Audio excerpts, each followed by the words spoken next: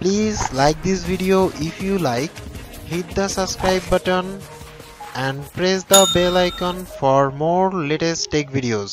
Hello viewers, this is Mahfuz from Railtech Master. আমি আসলে আপনাদের কাছ থেকে আসলে টপিকের জন্য আজকের এই ভিডিওটা তৈরি করা, সেটা হচ্ছে যে আমি কিন্তু নতুন একটা টপিক দেখতেছি, যেটা আমি আসলে আপনাদের কাছ থেকে সাজেস্ট নেব যে ওটার কোনো সিরিজ ভিডিও তৈরি করবো কিনা।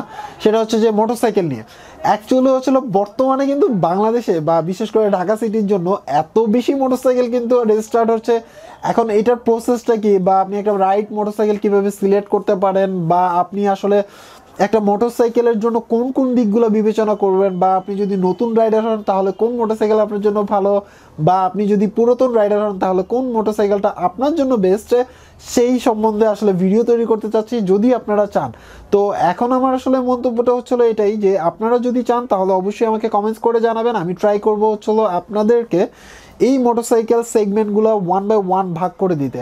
আর আপনারা যদি চান যে হ্যাঁ আপনি মোটরসাইকেলের ক্ষেত্রে যেমন হচ্ছিল রেজিস্ট্রেশন প্রসেস কীভাবে করতে হবে, মানে ফার্স্ট অফ অল হচ্ছিল বাই কীভাবে করতে হবে, সেকেন্ড হ্যান্ড মোটরসাইকেল কীভাবে বাই করবেন, বা আপনি নতুন মোটরসাইকেল কীভাবে বাই করবেন, কীভাবে আপনি মোটরসাইকেল রেজিস্ট্রেশন করবেন, কীভাবে আপনি আপনার ড্রাইভিং লাইসেন্স আপনি হচ্ছিল উইদাউট কি বলে আপনার হচ্ছে দালালের হেল্প ছাড়া কীভাবে করবেন, টোটাল জিনিসটা আমি আপনাকে কোনটা করতে কত টাকা লাগবে এবং কি প্রসেসে আপনি চাইলে করতে পারেন A to Z আমি ট্রাই করবো হচ্ছে হলো এই সিরিজ ভিডিওতে যদি আপনারা চান। তো আমি আসলে চাচ্ছি যে এই ভিডিওটা মানে কমেন্টসটা একটু বেশি আসুক, বিকজ অফ হচ্ছে হলো যদি আমি 100 কমেন্টস মানে 100 জনও যদি আমার কাছ থেকে দেখতে চায় যে এই প্রসেসগুলো কি, তাহলে আমি অবশ্যই ভিডিওগুলো করব। সো আজকে এই পর্যন্তই। যারা এখন পর্যন্ত আমার চ্যানেল সাবস্ক্রাইব করেন অবশ্যই সাবস্ক্রাইব করবেন। এছাড়াও যদি কোনো কিছু জানার থাকে তাহলে অবশ্যই কমেন্টস করে জানাবেন।